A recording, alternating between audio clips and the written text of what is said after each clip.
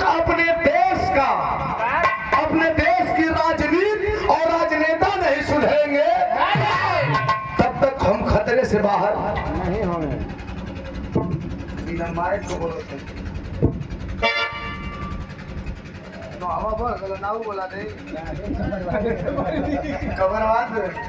बड़ी आजादी मिली है, लेकिन इस आजादी के पीछे न जाने कितने जवानों ने, कितने वीर, कितनी वीरांगनाएं अपने प्राणों की आहुति दिए, तब जाकर के हमें इतनी बड़ी आजादी मिली है।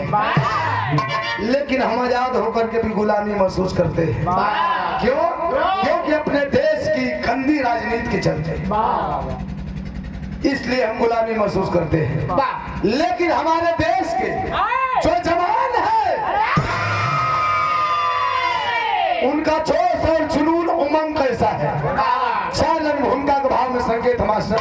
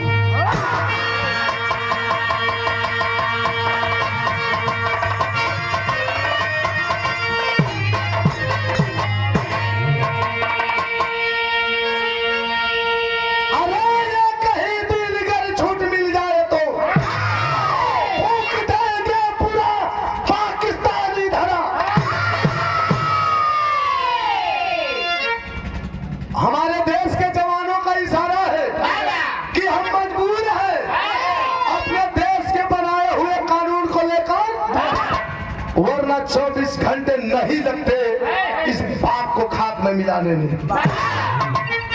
हमारे हाथ बंधे हुए हैं और न इन साले दोगलों की औकात नहीं होती, लेकिन हम मजबूर हैं।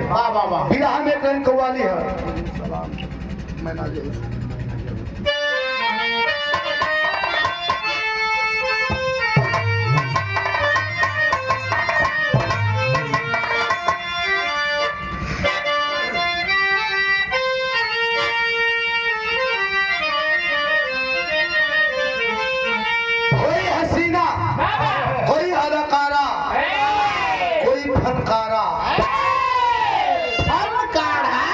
फनकारा, फनकारा,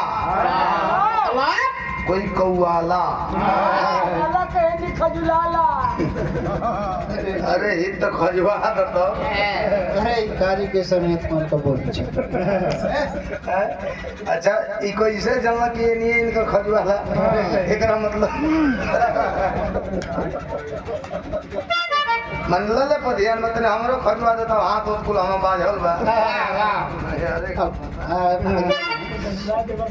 कोई अदाकारा, कोई कव्वाला अपने कव्वाल से कहती है कि मैं नाजे हुस्न हूँ, मैं नाजे हुस्न हूँ, तुम मेरा एहतराम करो, जवानी नाम है मेरा, मुझे कव्वाल कलश कि मैं तेरी जवानी को सलाम जरूर करूंगा, लेकिन इसके लिए तुझे एक काम करना होगा। क्या कहता?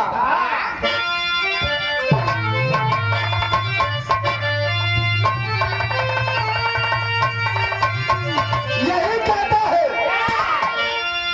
कि तुझे सलाम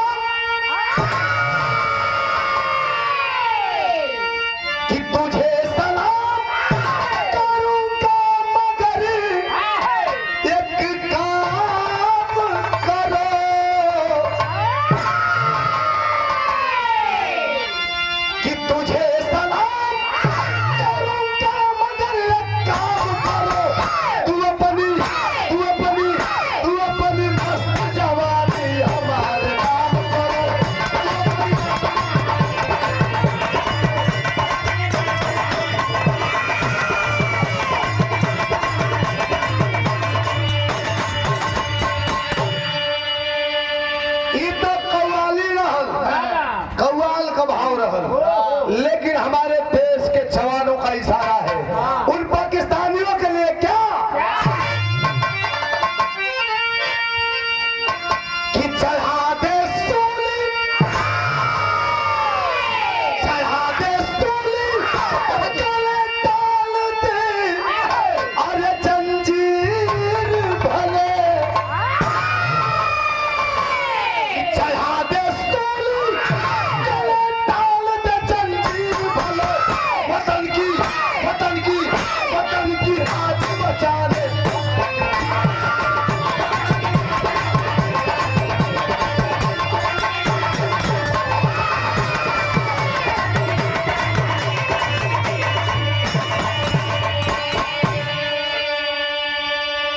चाहे सूली चढ़ा दो, चाहे सीने में बारूद भर दो,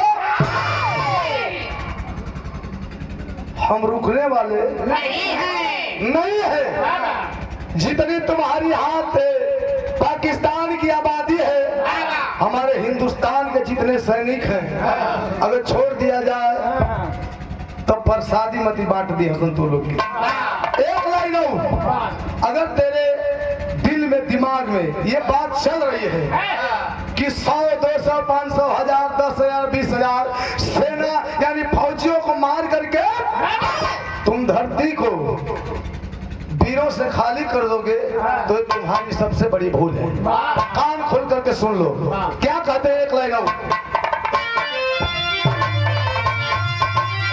कि धारा की गोद में, धारा की गोद में, ऐसे रणधीर पले, वतन की, वतन की, वतन की लाज बचाने।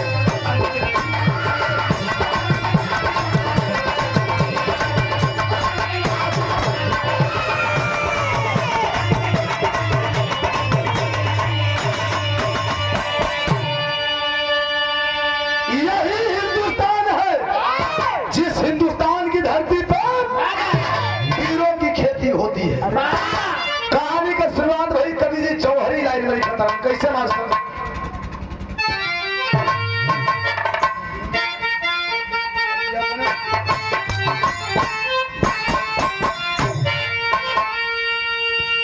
अरे सारे जहां से अच्छा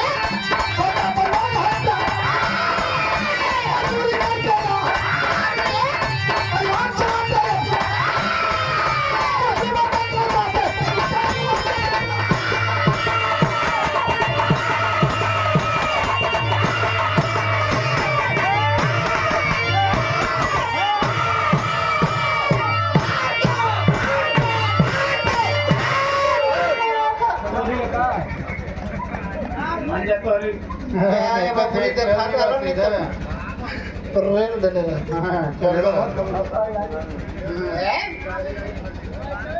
भैया तेरी कहानी समझ ले। इस पूरे भूभाग पे अगर कहीं की धरती को स्वर्ग कहा जाता है तो वो है हमारे हिंदुस्तान का हृदय कश्मीर, जो ने कश्मीर खाती को कत्लेआम खुलेआम होता। यही कश्मीर खाती ये पहलगाम में जब भयल हुआ लोग देखले बानी सुनले बानी, जातीय धर्म पूछ करके मारे पर्यटकों को।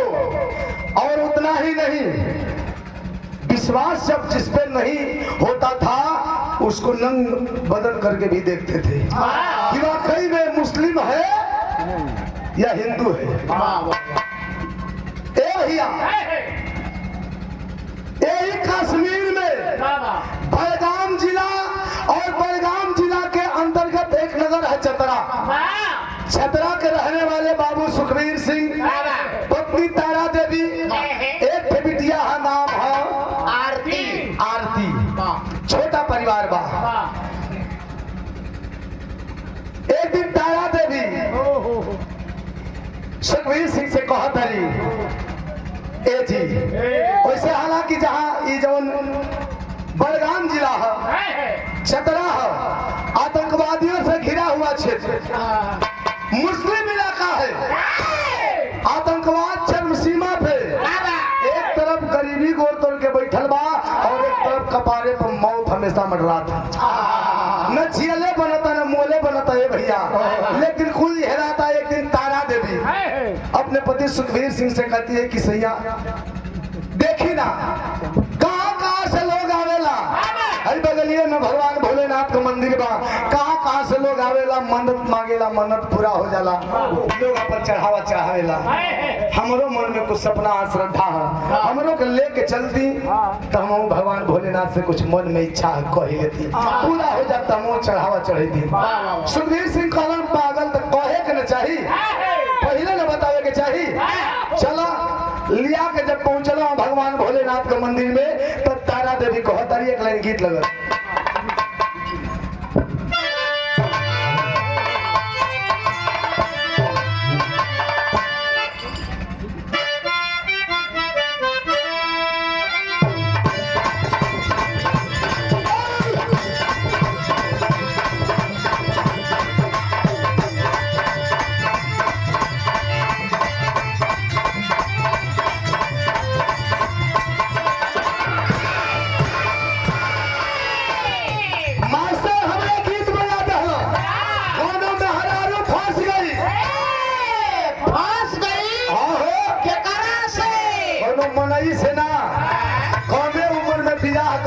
जब ससुरा से लौट के नैहर में आई तो जहर जाए बेचारी कढ़ैया पकड़ ले उठे, कढ़ैया पकड़ ले बैठे, कढ़ैया कलश खा हो, यही मन में कढ़िया तो ना दुखाए के चाहिए। तब नंदी को हाथ दिया जब ससुरवा से नैहर आई लिया, काहे ना दुखाई, कारण न बा, का कहे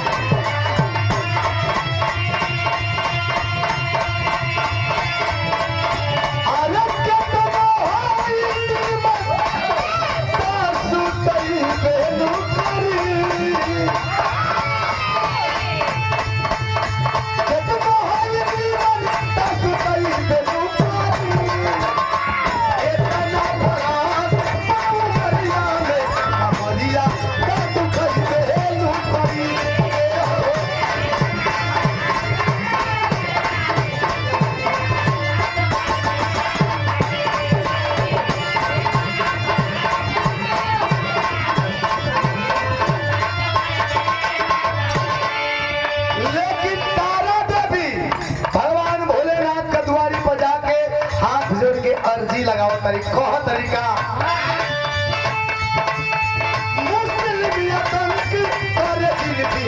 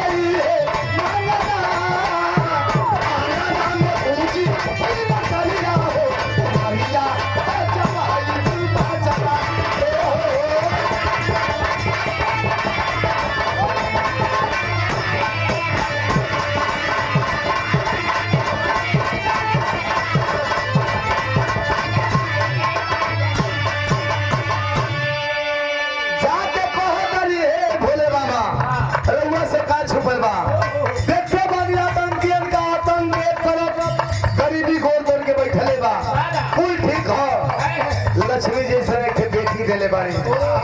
एक थे इच्छा और हो कि जैसे बेटी देले बानी एक थे बेटे दे देती तो हमारे जीवन में जो अंधकार बा दूर हो जात, हमारे आंगन में उजियार हो जात, हमारे गद्दी का हमारे कुल का वारिस मिल जात।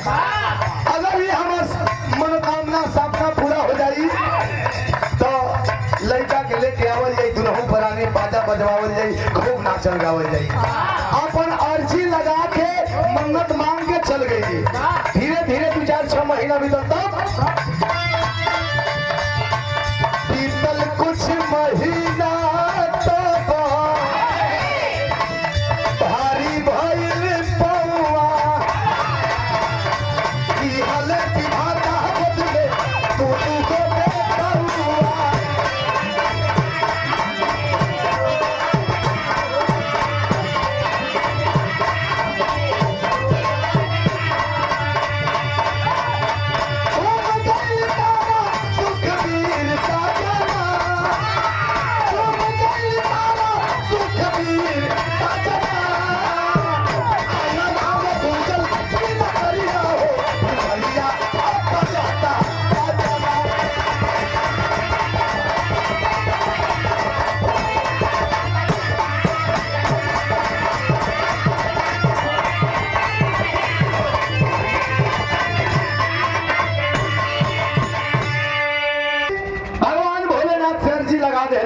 कि हमारी सपना पूरा हो जाए, अगर बेटा हो जाए एक ठे और बेटी देने बनी एक ठे बेटा हो जात तो आपके चढ़ावा चढ़ाई बाजा बजवाई नाचल गावल जाई।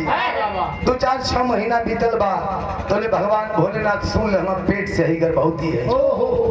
समय अनुसार प्रसव पीड़ा भइल, एक ठे लड़का पैदा भइल, 1.5-2 साल का अंतराल देके एक ठे पैदा भइल। यानी मंगली एक ठे भगवान दे दहला धीरे धीरे वो लड़कन का पालन पोषण होके लगल, नामकरण भई। बड़का का नाम चंदन और छोटका का नाम अभिनंदन रायल। धीरे धीरे जब छेदगारू भइलो सो त नाम लिखा गल, पढ़े आवत जात बासन। ए भैया रउआ लोग जाना तनी दुनिया का हर बेटा चाहे बेटी अगर पढ़े ना तो मन में कुछ सपना होला। कोई डॉक्टर बनेगा सपना, कोई इंजीनियर बनेगा, कोई जज बनेगा, कोई कलेक्टर बनेगा, कोई कुछ बनेगा। सपना लेके बेटा बेटी पढ़ेलन। यो दोनों भाई पढ़त हो लेकिन दोनों कर सोच में ख्वाब में सपना में अंतर है। तर्ज लगल मास्टर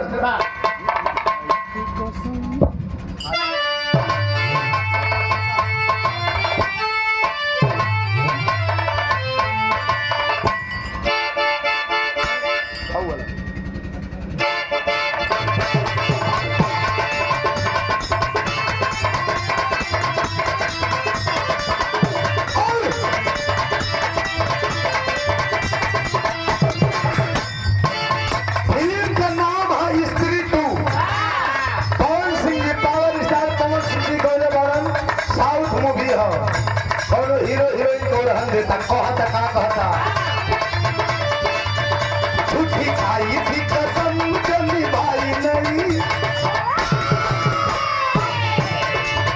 झूठी खाई थी कसम जल्दी भाई नहीं, काटी रात मैंने खेतों पे तू आई नहीं।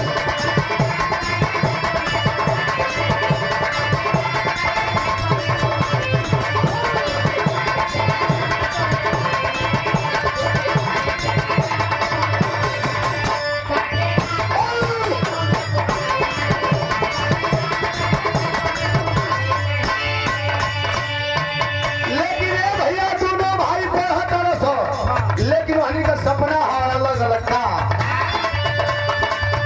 चंदन माता हमारा गाई के पढ़ाई करे, चंदन माता हमारा गाई के पढ़ाई करे, नहीं पढ़े अभिनंदन का लड़ाई करे, नहीं पढ़े अभिनंदन का लड़ाई करे।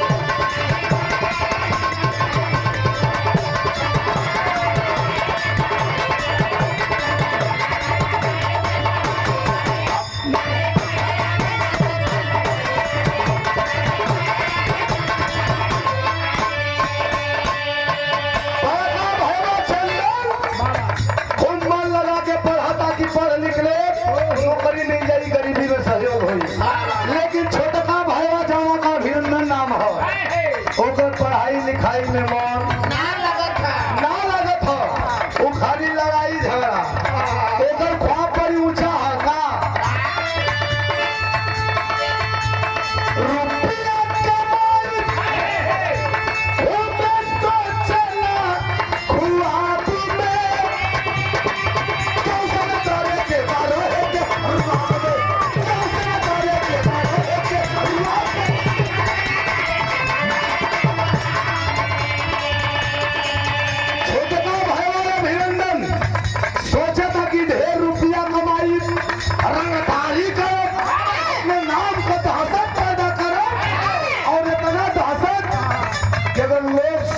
कहलन कि ई रास्ता धके अभिनंदना आवता तो लोगन के अपन रास्ता बदल देवे को मार झगड़ा लड़ाई खूब रुपया कमाए का सीख एवं बात का पता चलल हम आई तारा देवी के तब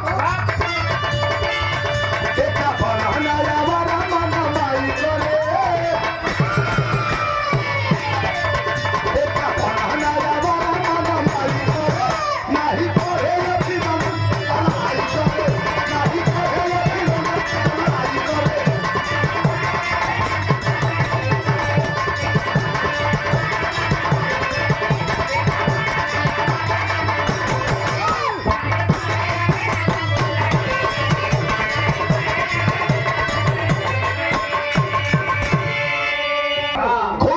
रंगबाजी करत था कि रंगबाज बनब नाम का दहशत पैदा करब ढेर रुपया कमाई और इतना दहशत कि लोग अगर सुन जाई कि अभिनंदना है रास्ता धके आवता तो लोगन के अपन मार्ग बदल देवे के हुई माई तारा देवी के पता चलल हो तो समझावा तारी बैठा के बेटा ई कुल चुहरैया वाला गर्दी ना करे के ई कुल करबा परिवार का खून खानदान का नाम खराब होई समाज में उठे बैठे लग ना रह जेबो पढ़ लिख लेबो दो पैसा का नौकरी मिल जाई समाज में बैठे ला खोजेबो गरीबी में सहयोग हो जाई भाई दिन दशा देखते बड़ा लेकिन इतना नीमन बा ओकरे भेजा में कहां घुसे वाली बा यहाँ से सुंदर से ऐसे निकाल के फेंक देला चल देला अपन वह काम जारी बा ए भैया धीरे धीरे समय बीतत बा एक दिन रोज के तरह दोनों भाई समय से पढ़े गए संगही और जब छुट्टी भई तो रोज के तरह चंदन बड़का भैया घरे समय से आ गए छोटका अभिनंदन अबे ना आयल घर का परिवार माई बाबू भाई बहन सब सोचा था कि छोड़ो रोजे लेट आवेला आई ना लेकिन धीरे धीरे जब किरण डूब गई परिवार का दशा खराब हो मन घबराए लागल तो कवि जी विदेशिया के भाव में लिखता कैसे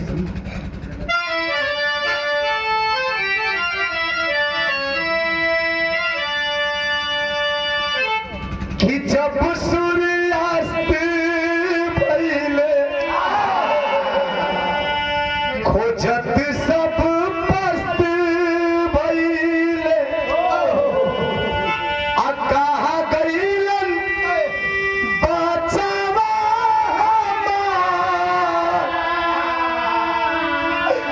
लाचार रोवे माई दू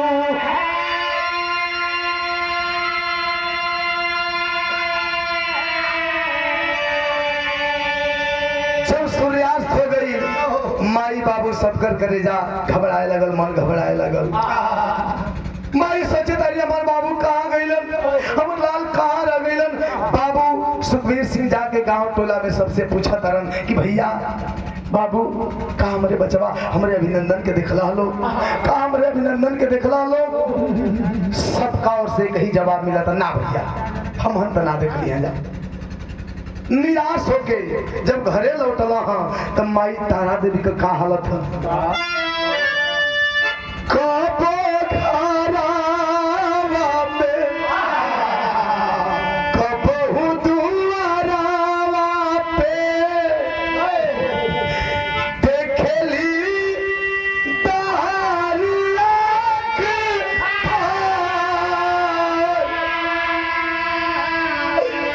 लाचार रोवे माई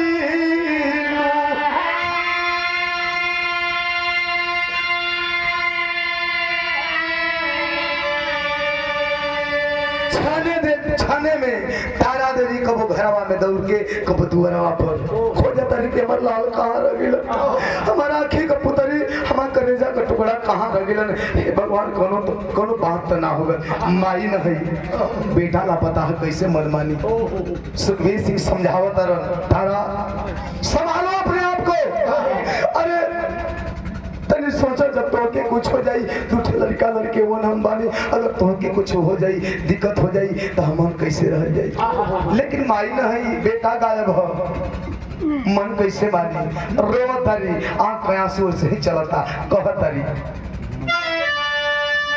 कि जवन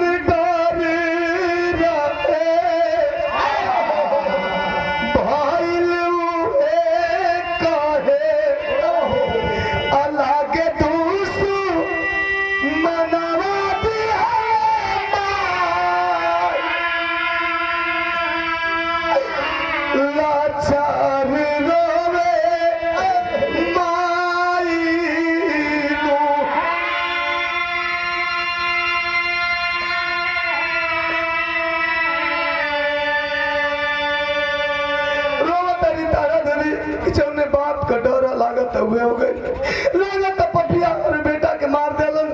मन कहता कि अब हमारे बेटा ये दुनिया में माने माई के विश्वास हो गल कि हमारे बेटा के दुश्मन मार देला।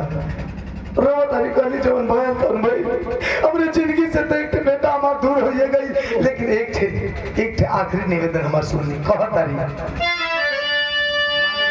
कि मानी ले बपतिया खतरे में ही जातिया,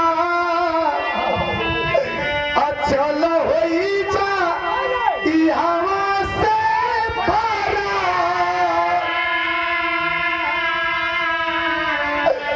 लाचार रोवे माई नू।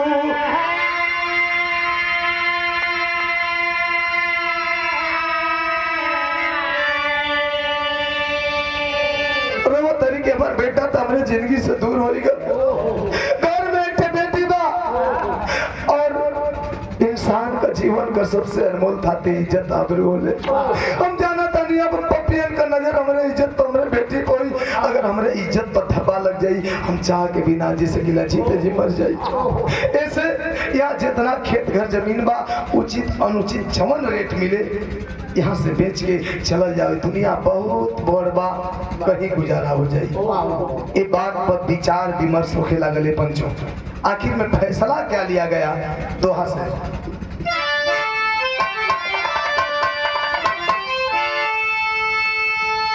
सुखबीर सिंह कश्मीर छोड़ के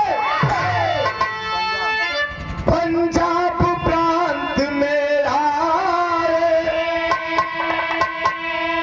गुरदासपुर डिस्ट्रिक्ट के अंदर पटाला में शरण तब पाए।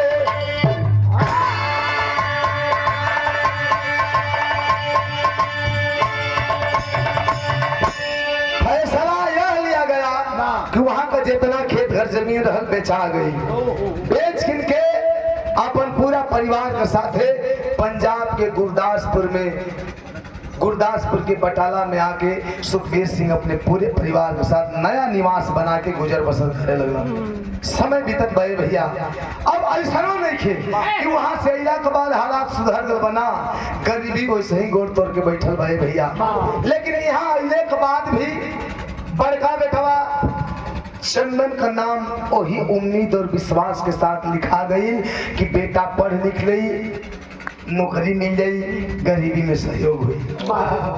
बेटा धीरे धीरे जब इंटर पास किया, एक दिन बाबू सुखबीर सिंह राय मसौदा विचार विमर्श करत हो कि बेटा पढ़ाई करत ठीक बा, लेकिन हम चाहता नहीं कि पढ़ाई का संगे संगे कुछ काम काज काम धंधा कर लेता तो दो पैसा का सहारा हो जाए, घर का गरीबी देखते बड़ा। चंदन कहता कि बाबूजी जैसे उतना दिन बस थोड़ी के दिन और हम चाहता नहीं कि पढ़ लिख के चिकित्सालय खोल दी, डॉक्टरी खोल दी, ताकि आपन भी भलाई हुई और लोगन का भी भलाई हुई। बाबूजी हमें बर्तमान बेटा ठीक बा जैसन तार विचार करे। लेकिन जब माई तारा देवी जब घरवा में से सुन ली कि बेटावा डॉक्टर बने के ख्वाब देखले है, दूरे से चिल्लाते आवती का कहले है डॉक्टर बनबा, ये तोर ख्वाब हो सकेला, तोरे बाबूजी का हामी हो सकेले, लेकिन ए बेटा तोरे प्रति हम का सपना सजले ही जानत हवे। कलस ना माई ना जानत हुए तो सुन ले। कहत नहीं तर्ज बदल गई बढ़ा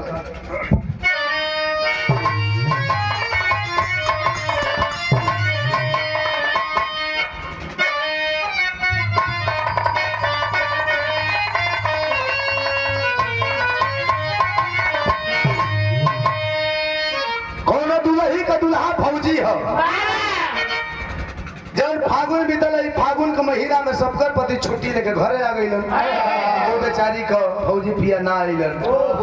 गुलरोस परोस के मेहरारू सखी सवेर पूछती का हो, सबकर जना तालिलन तहार जना इहन की ना, कलस की ना हो नहीं खायावत, कुल गाले हाथ धले आली मन थोर को लेली सो, कलस तू लोग मन काहे थोर कर दरू, ओ भला नहीं खायावत, लेकिन इतना खूबसूरत तोहफा देले बड़न जौना तोहफा से मर्द का कमी महसूस ना होई मेहरारू का दादा कल साई हो दादा ऐसा कौन तोहफा बा जौन मर्द का कमी पूरा कर दे कलस के सुना लो बताओ ये का कहे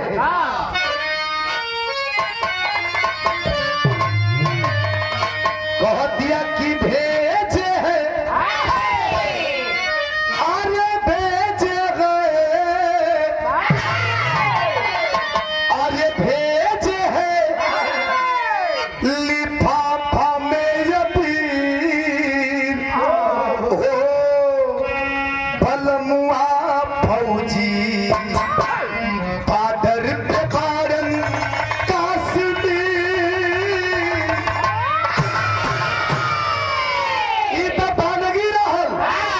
लेकिन माई तारा देवी चंदन से कहा तारी अपन सपना ख्वाब के बारे में बताओ थे का सपना सजौले ही बेटा खाती कैसे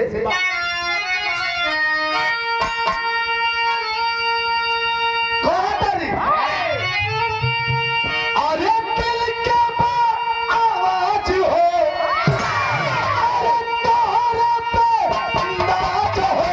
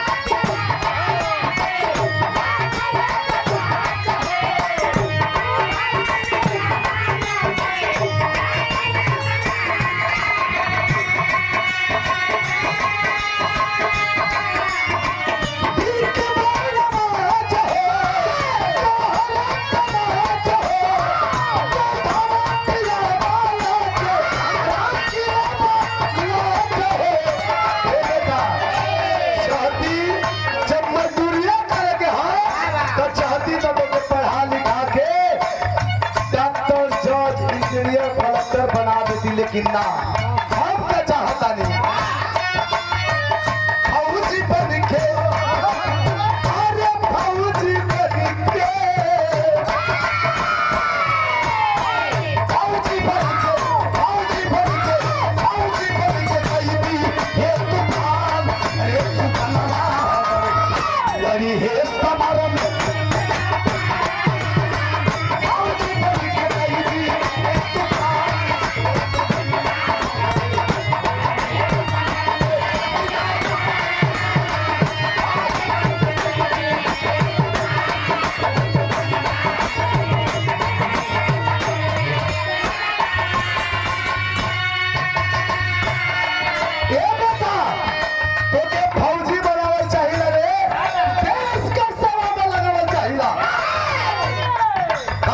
ऐसा ना हो तनी सोचब सबे बार माई तारा देवी और माई का कलेजा अरे जाना माई का एक बेटा ऐसा ही जिंदगी से गायब हो दूसर का बेटा के फौजी बनावल चाहता रही फौज में कितना खतरा है वो लोग जाना था नहीं सलाम माओ माई के जो माई का इतना फोड़ करे जा ये बेटा ऐसा ना हो कि दुनिया को हर मतारी से तो माई अलग भी है ना हमारो दिल में तोरे प्रति प्यार है ममता दुलार है मोहब्बत है लेकिन तनी हमारी बात सुन ले कहा तरीका अरे तारा के हवा टूटा आई अखियन के तारा जिंदगी से भर के होला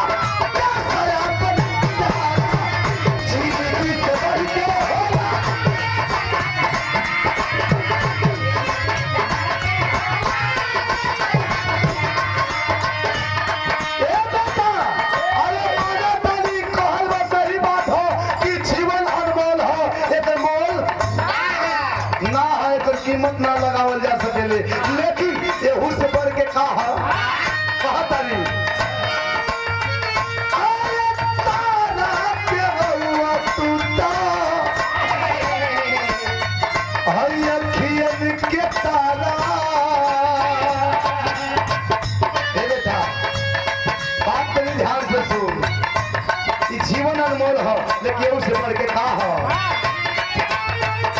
अरे तारा के हुआ तू ता आई अखियन के तारा जिंदगी से बढ़ के हो क्या सया तो प्यारा जिंदगी से बढ़ के हो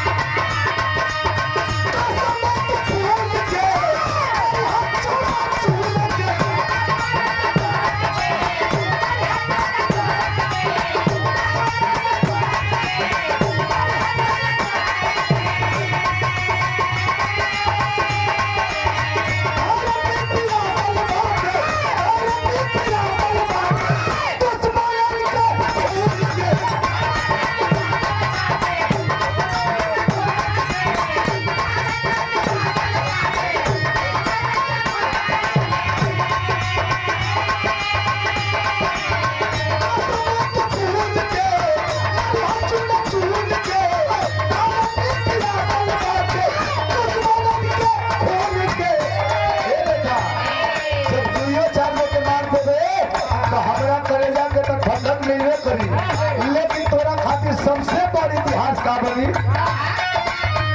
अरे याद करी अरे याद करी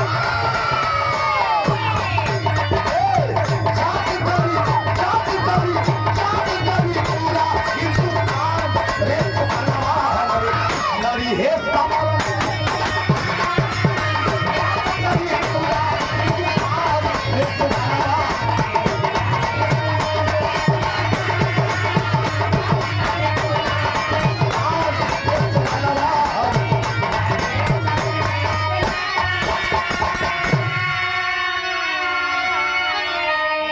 हमार माई हमके फौजी बनावल चाह दिया तब मैं ख्वाब सपना गई भान में हम माई का ख्वाब सलाखों पे यानी वो मन में ठान ललस कि हम फौजी बनब तो बना कभी जी तेरी भाव में खतरन कैसे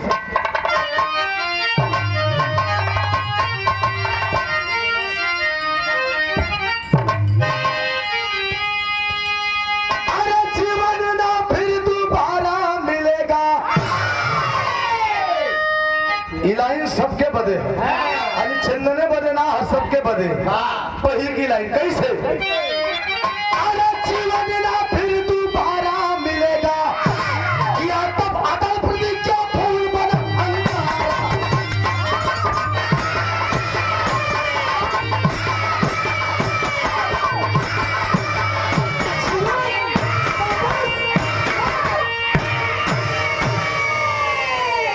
किया तब अटल प्रतिज्ञा फूल बनाया अंगारा जीवन ना फिर दोबारा मिलेगा मन में ठान ललस कि हम फौजी बनब तो मेहनत करने लगा रियाज करने लगा मेहनत किया रियाज किया खोली भर्ती निकली भर्ती हो गया जब भर्ती होना लड़का तो ट्रेनिंग हो ले जब ट्रेनिंग पूरा हो जाले तो कुछ लंबा छुट्टी मिले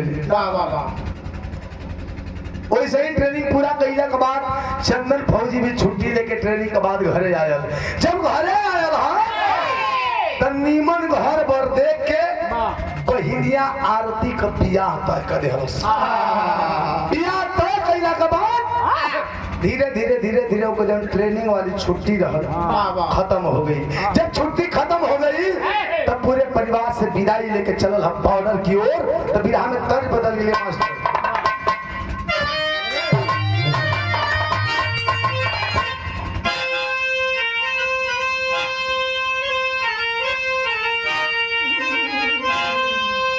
देखो ये कुल धुन लहू फेंका वाले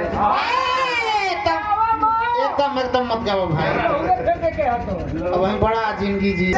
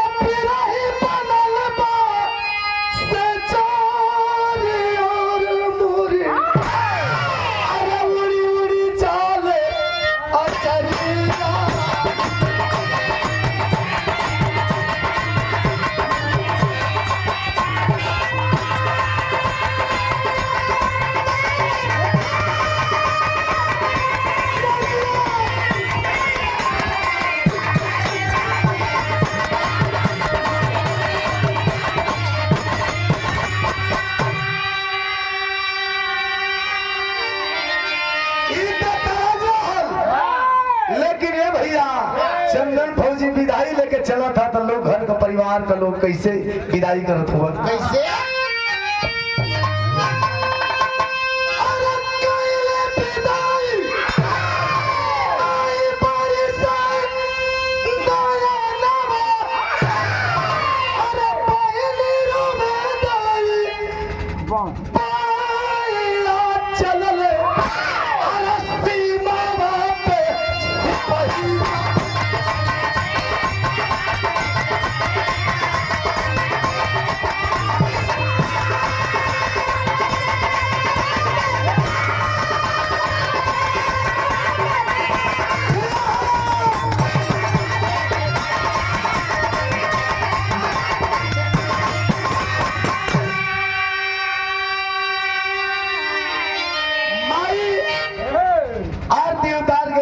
चूम के तिलक लगा के विदाई करत रही बहनिया बहिया धके रो देख भैया खतरा के काम पे जात हो फौज में कदम कदम पे खतरा होला माइयों का आंख थोड़ा दम है काहे कि बेटा खतरा के काम पे जाता ए भैया विदाई करके लोग विदाई कर चंदन फौजी पहुंचल तब अरे पोस्टिंग पहुंचल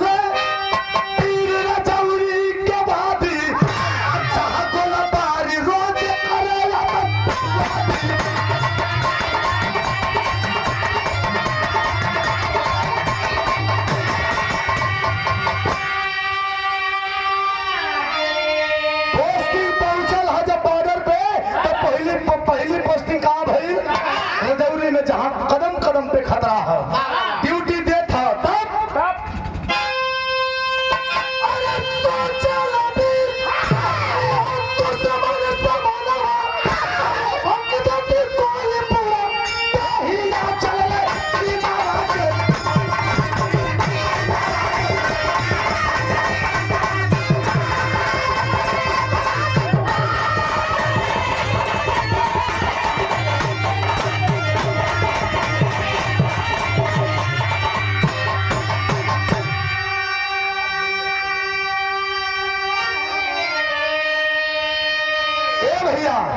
रजौरी में पोस्टिंग भई ड्यूटी देवे लगल 2-4-6 महीना बीतल एक रोज पता चला है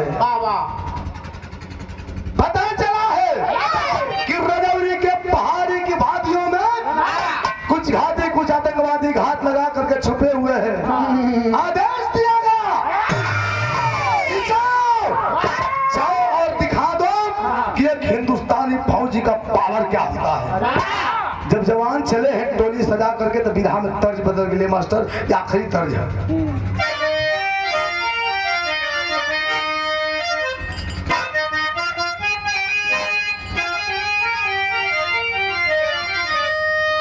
तर्ज वो उस्ताद बतावेला कैसे कि मोरे पीछू हरावा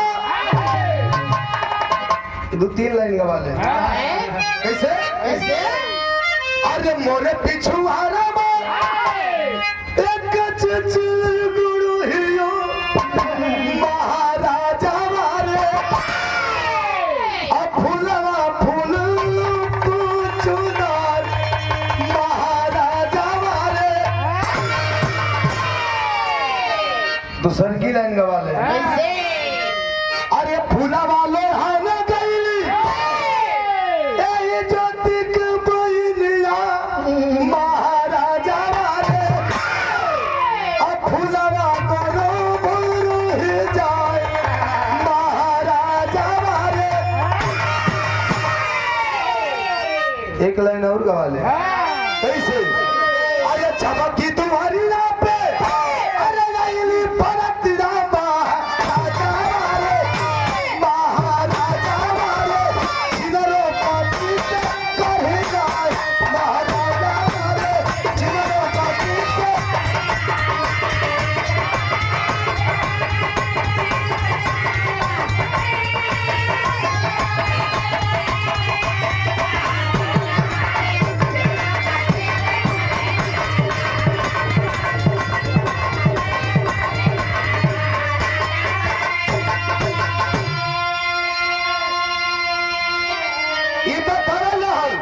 लेकिन जब जवान आदेश ट्रैक चेंज हुई शिवचरण ये ओरिजिनल ठेका है संजय भैया, लेकिन भाव में हमें ट्रैक तनी चेंज रही। अब लड़ाई का बात है तो लड़ाई नहीं चले कभी। कैसे? अरे खोचल इनका लापीदा, अरे खोचल इनका लापीदा ना रास्ता जी गई कोई है भौरी है भौरी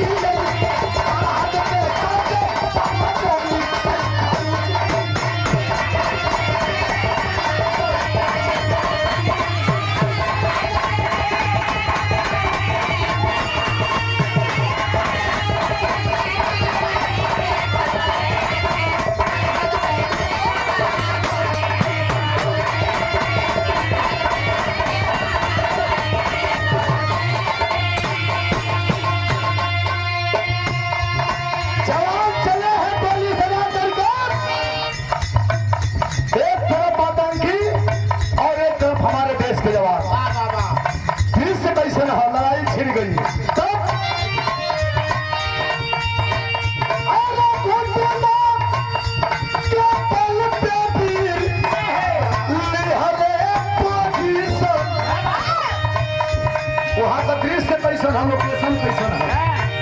कुछ जवान केहुनियों का बल पर हो जाना, कुछ सुतियों का लड़ेला, हलक पलट के कई तरह से लड़ाई हो बचे बचावे खातिर। ये जवान कैसे हो कौन पोजीशन में कैसे?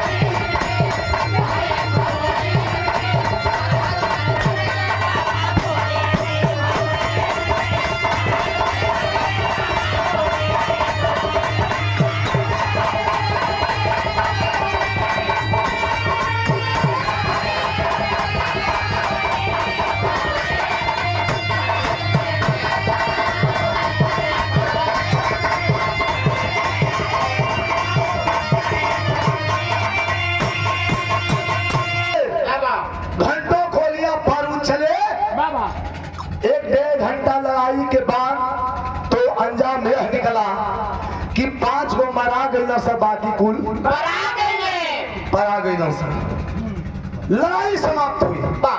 जवान दूसरे दिन अपने अपने ड्यूटी पे तैनात हैं, लेकिन जवानों के दिल में उन पाकिस्तानियों के लिए, दुश्मनों के लिए, उन दोगलों के लिए इशारा है। मोहब्बत का भाव मास्टर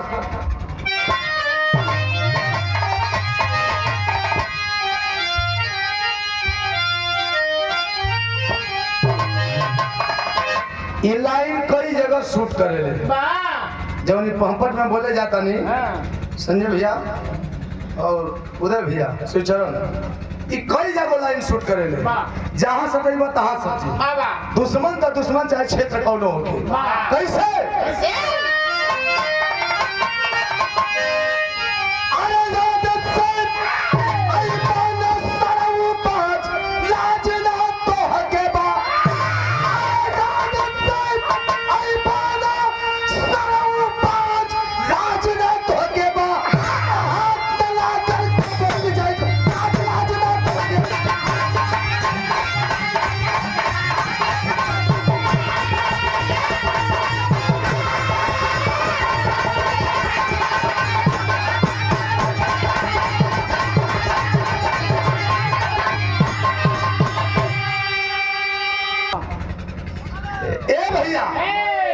आदत से बना सरबू बाज लाजना तोहके बा, आ हाथ न लागल कबो विजय का ताज लाजना तोहके बा। दुगलवा आदत से कबो बाज ना हो बस। कुकुरे का पोंछ में कितनो घी लगा देबो, कोनो तेल लगा देबो, सोच ना होई। कुकुरे कम मारे अढ़ाई घड़ी कहियो पहिना जो तो पीठ खलियाई कहाँ इतना चिचियाई के लगा तो दुआरी पर झकबे न करी। लेकिन 2-2.5 घंटा बीता फिर आके मोछिला में चालू कर मैंने हमें आ गई विपत्ति। लेकिन हमारे देश के जवान इशारा करते हैं कि जब जब आमना सामना हुआ है हमेशा पीठ दिखाने का काम किए हो। याद कर लो वह दिन। कौन सा दिन? अरे सन 65 में कारगिल हारे हो। अरे साथ में ध्यान चीन अमेरिका। अरे कैलाश मारे हो। याद कर लो सन 65 की लड़ाई, सन 71 की लड़ाई और सन 99 की कारगिल की लड़ाई। जब जब आमना सामना हुआ है हमेशा पीठ दिखाए हो। और जब कमजोर पड़े तो भागल सर सहायता खातिर चाइना और अमेरिका का लगी जमी लड़ाई हरना सन वो मार मार मार मार कह के दूर दूरा दे हम मार साला। जब हिंदुस्तान का ना भल तो हमन का हुई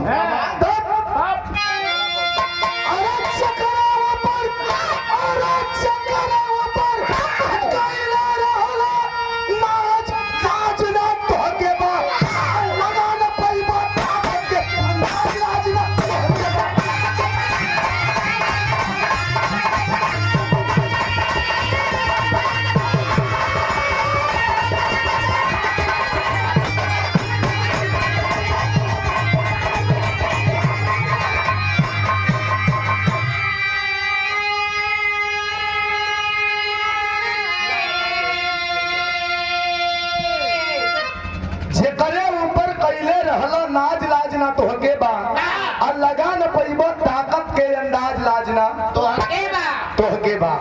ए भैया कवि जी आल्हा के भाव में पूरा बिरहा का निचोड़ लिखा था। कैसे मास्टर?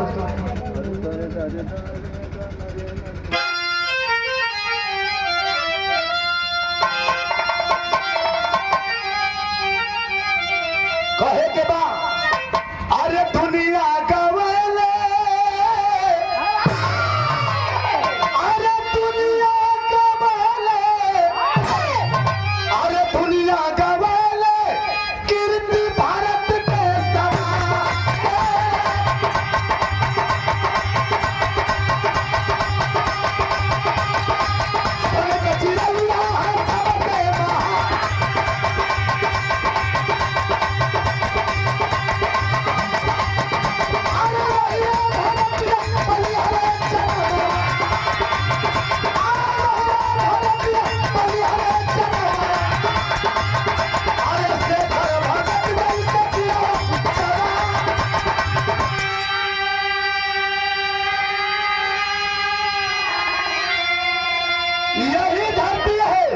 यही हिंदुस्तान है जिस हिंदुस्तान की धरातल पे चंद्रशेखर आजाद, वीर भगत सिंह, सुभाष चंद्र बोस, वीर अब्दुल हमीद जैसे कई वीर और झांसी वाली रानी उदा पासी जैसी कई तिरंगनाएं पैदा हुई।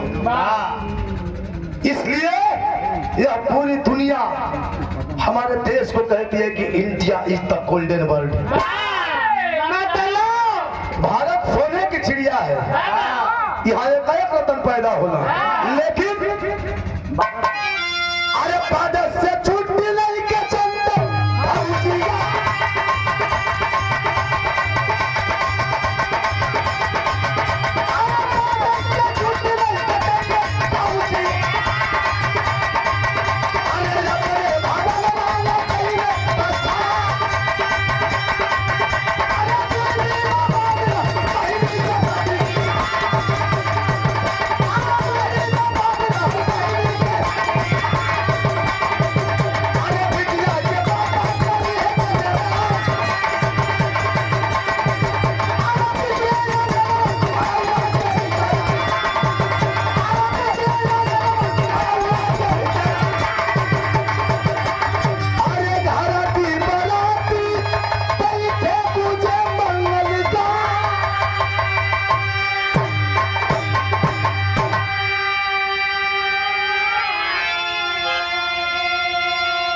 लड़ाई समापन के 2-4-5 दिन बाद चंदन फौजी अपने घर पे आता है। बहन की शादी थी, पहले से अर्जी लगा दिया था, अर्जी मंजूर भी हो गई थी, छुट्टी मंजूर हो गई थी। शादी के दिन घर आता है, समय से बारात दूल्हे राजा लेकर के आकर के द्वार पूजा लगा दिए। द्वारा पर खूब चहल पहल बा धूमधाम से द्वार पूजा करो सब पूरा भइले भैया। द्वार पूजा के बाद लोग माड़ों में बैठल, घराती पक्ष के लोग, बाराती पक्ष के लोग, गांव घर नगर का सभी लोग बैठल बा। तरुआ लोग जानीला कि माई बहन लोग बेटी का बियाह हो चाहे बेटा का बियाह हो माड़ों में गीत गावेली। वही तरह आरती बिटिया का बियाहे में लोग माड़ों में बैठल बा मतारी बहन और लोग गीत गावतारी। दू ठे टोली है, एक टोली सवाल करी दूसर की टोली जवाब देती है। कैसे कैसे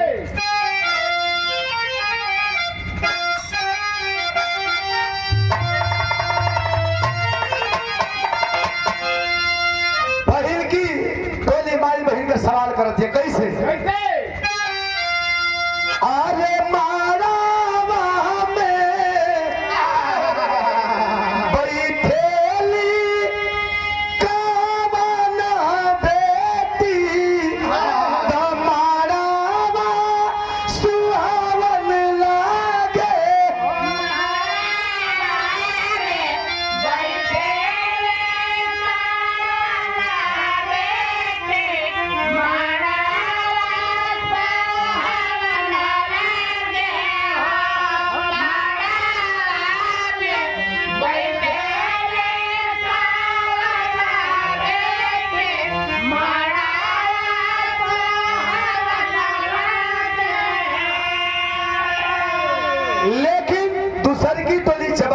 माई बहनों को कैसे अरे मारावा में बैठेली आरती हो बेटी तमारावा सुहावन लागे हो।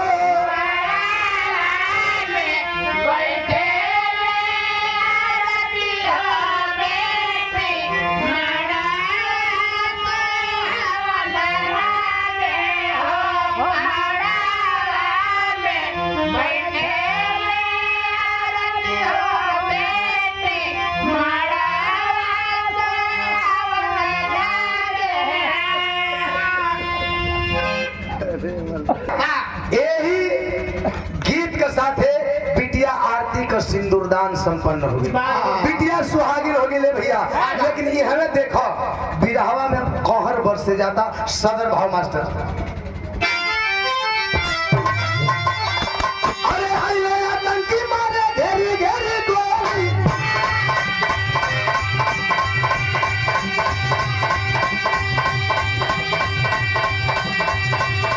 अरे भागी भागी लगा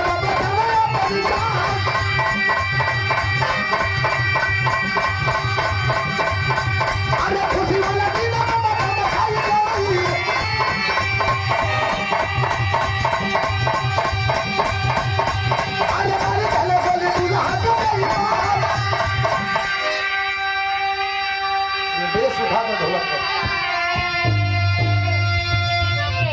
भैया बिटिया का छेवही सिंदूरदान हुआ, सुहागन हुई, दुल्हन बनल सुहागन हो गई।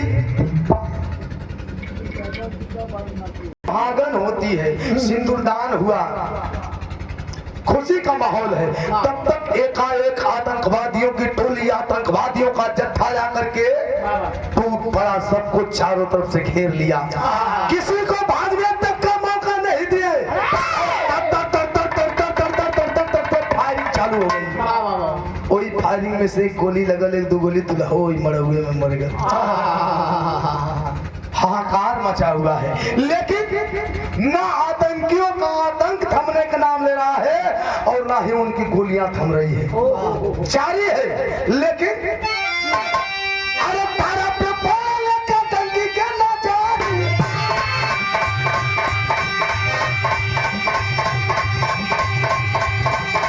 अरे फिर भाई का भाई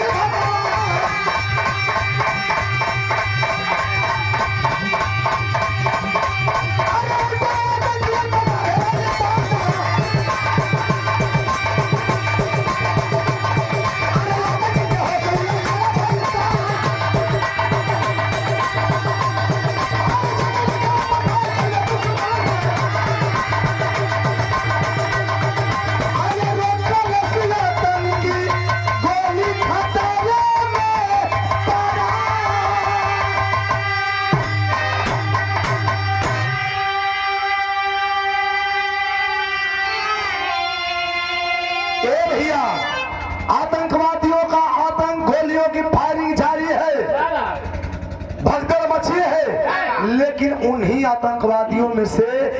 आतंकवादियों का किसी एक साथी की नजर पड़ती है तारा देवी पे, चंदन फौजी की मां पे। जब नजर पड़ी है माथा पलट गया। जब माथा पलटा है तो उस परिवार से निशाना हटा करके अपने साथियों पे फायरिंग करना चालू करता है। आतंकवादी घबरा गए कि साला अपना साथी है, अपने साथ आया है। अभी तक तो ठीक था, लेकिन अभी इस साले को क्या हो गया? अपने पे ही वार कर रहा है, हमें ही मारना चाहता है। लग रहा है साला पागल हो गया, इसे भी खत्म करो। गोली चल रही है, सन तर गोलियां बरस रही है। उन्हीं आतंकवादियों के फायरिंग में से एक गोली सनसनाती हुई जाती है, चंदन फौजी के सीने को पार करना चाहती है। लेकिन जो आतंकी अपने आतंकी साथियों पे ही वार कर रहा था, अचानक उसकी नजर पड़ी है, दौड़ करके आकर के और चंदन फौजी के सीने के सामने खड़ा हो गया अपना सीना तान करके, और चंदन फौजी को लगने वाली गोली उस आतंकी के सीने में चुभ गई। गोली लगते ही धरती पे धराशायी हो गया, हाथों का हथियार छूट गया, लहू का फव्वार चल पड़ा है। और जब वही धरती पे गिरा, चंदन फौजी दौड़ करके उसी आतंकी का हथियार उठा करके और उसी के सीने पे भिड़ा दिया। टाइगर दबाना चाहता है, जो वही टाइगर दबेगा कई गोलियां निकलेगी। जो वही टाइगर दबाना चाहता है, पिता सुखबीर सिंह चिल्ला पड़े, रुक जा बेटा, गोली मत चलाना। चिल्लाते हुए ला करके कलाई पकड़ लिए, बेटा गोली मत चलाना। चंदन फौजी कहता है, पिताजी अरे साला अपना दुश्मन है, ये आतंकवादी है, इसने हमारी बहन का सुहाग उजाड़ा है और आप कहते हैं कि गोली मत चलाना। इसे जीने का कोई अधिकार नहीं है पिताजी। पिता सुखबीर सिंह कहते हैं, सही बात है बेटा, दुश्मन तो था, दुश्मन बन के आया था, लेकिन न जाने क्यों हम दर्द बन गया रे। अरे जिसे तुम मारना चाहता है, आज इसी आतंकवादी की देन है कि तू जिंदा खड़ा है, वरना इसके जगह पे तुम सोया होता। इस आतंकवादी के जगह पे तुम होते। अब बेटा से कहते हो तो माइयो चिल्लाता होता ही कि बेटा मार, जिंदा मत छोड़ना कमीने को, इसने तेरी बहन मेरी बेटी का सुहाग उजाड़ा है। चिल्लाते पड़े रही। सुखबीर सिंह समझावत हो कि तारा संभालो अपने आप को, संभालो अपने आप को। अरे ऑलरेडी गोली लगी है, मरने वाला है, खुद मर जाएगा। लेकिन जरा सोचो, जो दुश्मन बन के आया था, हम दर्द बन गया। अरे तेरा बेटा तेरे आंखों के सामने सही सलामत खड़ा है तो इस आतंकवादी की देन है, वरना इस आतंकवादी की जगह पे तेरा बेटा सोया होता। मरने वाला है, कुछ कहना चाहता है, सुन तो लो क्या कहना चाहता है। उसे मौका दिया गया, कहो क्या कहना चाहते हो, अंतिम इच्छा बोलो। आतंकवादी को गोली लगी है, लहू का फव्वार चल रहा है, हाथ जोड़े हुए गनगन गनगन, पूरी बदन कांप रही है, ओट कपकपात बा। कलश की बस 2 मिनट, बहुत ज्यादा समय हमारे पास ना, बस 2 मिनट आप लोग हमारी बात सुन ली। क्या कहता है जरा सुनिएगा, कलेजा फट जाएगा।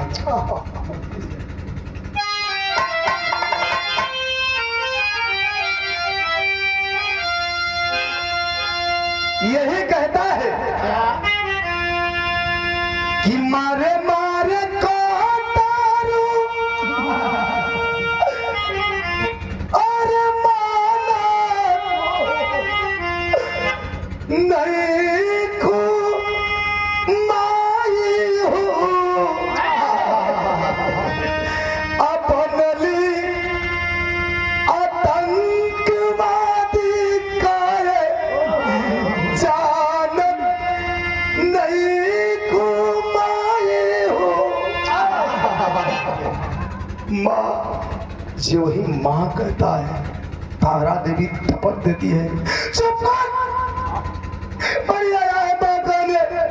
अरे तेरे जैसे दरिंदे कमीने क्या जानेंगे कि एक माँ की ममता की कीमत क्या होती है। आया है माँ कहने, रोने लगा कि माँ मेरी बात तो सुन लो, गोली ऐसे ही लगल बा, हम खुदे मरे वाला है, अब मार के का करबो, 2-4 गोली लगी हो जाई, कोनो परवाह ना। लेकिन सच तो यार कि कोई आतंकवादी अपनी माँ के पेट से पैदा नहीं होता है, कुछ मजबूरियां होती है, उसका शौक नहीं होता है। सवाल खड़ा होता है तेरी ऐसी क्या मजबूरी थी? कहता है क्या, एक कथा गरीबी तुझे पाई देख के बाजू, तीसरे में भूखिया सतावे रोज रोज। एक तरफ गरीबी, दूसरी तरफ बहन की चिंता और तीसरी भूख। जब सुबह का खाना मिले तो शाम का ना, और शाम का भोजन मिले तो सवेरे ना। इन हालातों ने मुझे गलत मार्ग भटकने पे मजबूर कर दिया। यह सत्य है कि हर बुरे काम का अंजाम बुरा होता है, गलत होता है। मुझे गोली लगी है, मरने वाला हूँ, इसका कोई पछतावा मुझे नहीं है, अफसोस नहीं है। अफसोस है, किस बात का अफसोस है कि धोखा खा लिया किया, आज पहचाना नहीं घुमाई हो। अफसोस इस बात का है कि बेटा जिंदगी और मौत के बीच अपनी माँ से गुहार लगा रहा है, माँ बस एक बार अपनी जुबान से बेटा कह के बुला दो। लेकिन माँ पहचान नहीं रही है।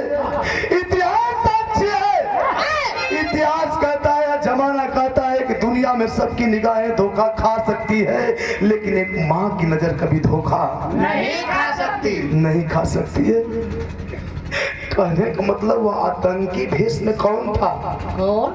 वो कोई घर नहीं था, कोई दुश्मन नहीं था, बल्कि वही 8 साल पहले जो बिछड़ गया था, जो लपटा हुआ था, सुखबीर सिंह और तारा देवी का छोटा बेटा अभिनंदन था। अपने पूरे परिवार को पहचान गया, लेकिन उसके परिवार का कोई भी सदस्य उसे पहचान नहीं रहा है। कारण कि जब अभिनंदन घर से 8 साल पहले जब लापता हुआ है, लापता हुआ था, उस समय उसकी उम्र 14 साल। 14 साल का लड़का रहल, ओकरे मुंह पे एक रोवा ना रहल, मूछ डाली कुछ ना रह, पम्हियो ना रहल। लेकिन जब 8 साल बाद जब वापस मिला है, तो बड़का बड़का बाल, बड़की बड़की दाढ़ी, मूछ, लाल लाल आंख, बदन पे काला काला वस्त्र, राक्षस जैसा। इसलिए उसके परिवार का पूरा भेषे चेंज रहल, परिवार का कोई सदस्य पहचान नहीं रहा है। अभिनंदन अपने पूरे परिवार के लोगों को पहचान करके रो रहा है। माँ से कहता है, माँ जरा गौर से देखो, मैं तेरा अभिनंदन हूँ माँ, बस एक बार बेटा कह करके मुझे सीने से लगा लो माँ, मुझे सीने से लगा लो। माँ तब समझ पाती कि यही मेरा वाकई में बेटा अभिनंदन है। माँ को समझने में देर हुई, तब तक अभिनंदन की सांसें थम गई, यानी इस दुनिया से अलविदा हो गया। माँ जब वही अभिनंदन की सांसें रुकी है, खींच करके सीने से लगा लेती है, रोने लगी कि बेटा उठ, देख तेरी माँ तुझे बुला रही है, बस एक बार मुझे माँ कह दे बेटा। अरे तूने तो माँ कह करके अपना कलेजा ठंडा कर लिया, लेकिन मेरी जुबान कितनी अभागन जुबान है, कितनी दुर्भाग्यशाली जुबान है कि सामने पड़ा बेटा गिड़गिड़ाता रह गया। लेकिन यह जुबान पर जुबान, इस जुबान से मैं अपने बेटे को बेटा नहीं कह पाई। माई रोत रही है भैया, माई का दुखवा तो दुखवा बटले बा, ये दुख कहाँ हो रहा वाला बा। लेकिन जवन बिटिया बहिन आरती ही जवना का तुरंते मंगिया भराई धोवा गई, दुल्हवा मर गल। जैसे रुआ लोग जुटल बानी, सब लोग जुटल बा, रो रही है और कहती है क्या आखिरी बात,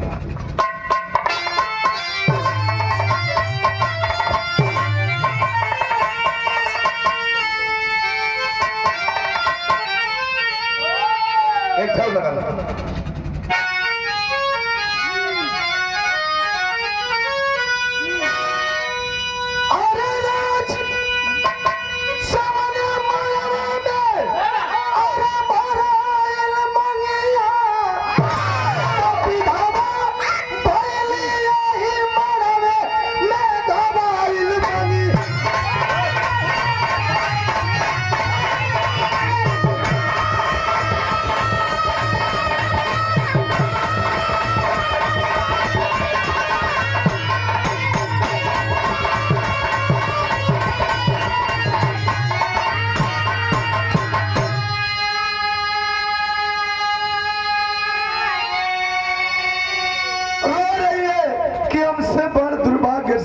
दुनिया में कौन हो सकता है?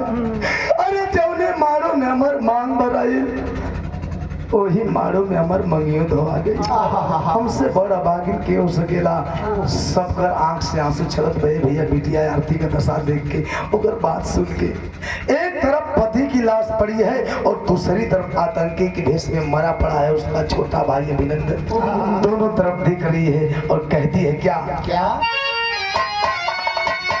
कि भाई ना विदाई हमर विदा भइले सैया, अकावन कमी भइल मुहावा मार गइला भैया।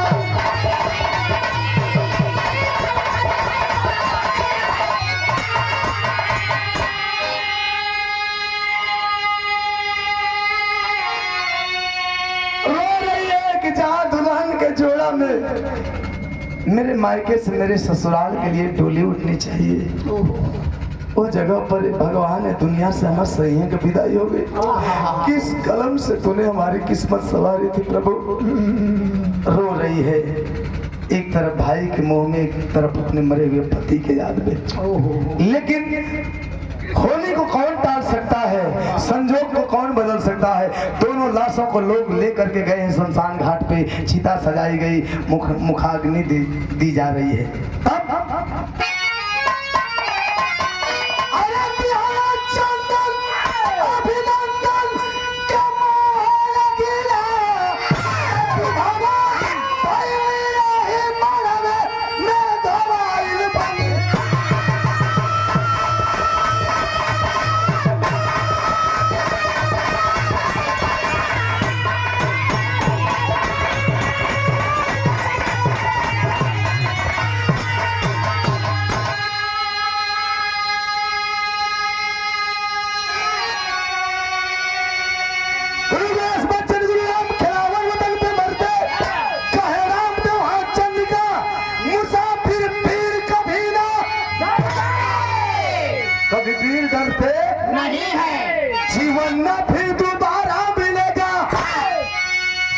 लास्ट योनि है। आदमी कहे ना कि मुआला के बाद फिर कौन चीज जन्म तो जन्म होके वाला जे गयल गयल झूठो कुल राखियो कि चाल के आदमी घर लगे कौन चीज जन्म पौले खरबिड़ावा रही तो भूत योनि में चल गई, और चिड़ई उड़ई गाय ओकर चित्र रही तो स्वर्ग में चल गई। ये कुल मन का भरम है। लास्ट योनि है मनुष्य का योनि।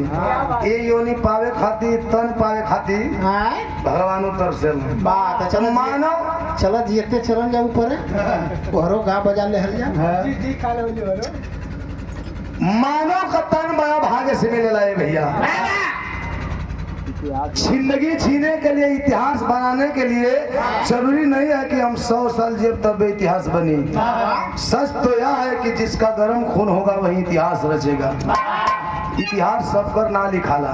ऐसे कुछ ही दिन में जितने समय मिला था उतने समय में कुछ ऐसा बढ़िया नेक काम कर दो कि तुम्हारा इतिहास में नाम का अपने आप में तू खुद इतिहास बन जा। ऐसे कहल गई कि जीवन ना फिर